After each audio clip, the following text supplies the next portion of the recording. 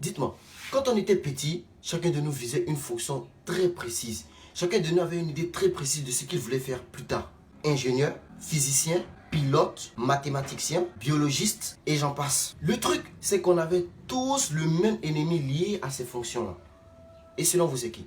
Ovation pour monsieur mathématique, le briseur de rêve. Pour ma part, lorsque j'étais en classe et que le professeur il expliquait les coups, pour calculer la fonction affine d'une équation hormonale, il faudrait d'abord qu'on extrait les deux inconnus et qu'on les recherche. Ensuite, avec le résultat de ces deux inconnus-là, on peut reposer l'équation sous forme d'équation unilatérale. Comme ça devient plus simple puisqu'on a un seul inconnu et ensuite, on peut le manier de façon bilatérale.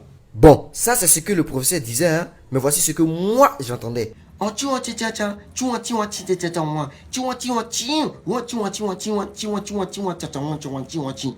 Tu as compris? Hein? J'ai compris. Enfin, bref.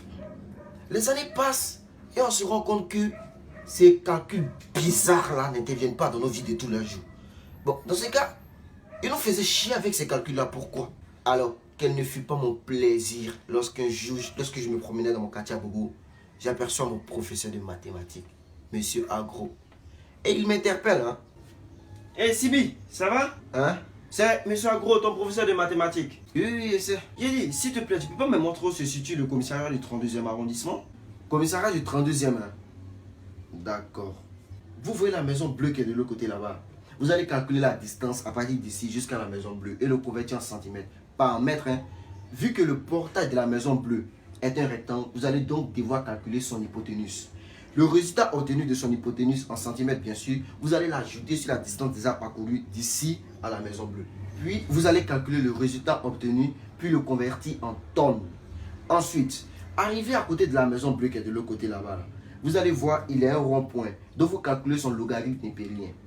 Ayant obtenu le logarithme népérien de ce rond-point-là, vous allez l'ajouter sur la distance déjà parcourue qui est bien sûr en tonnes.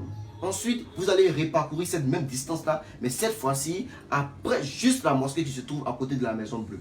Puis, ayant fini de parcourir tout ça, vous allez calculer maintenant la distance d'ici jusqu'à la banque qui se trouve de l'autre côté là-bas.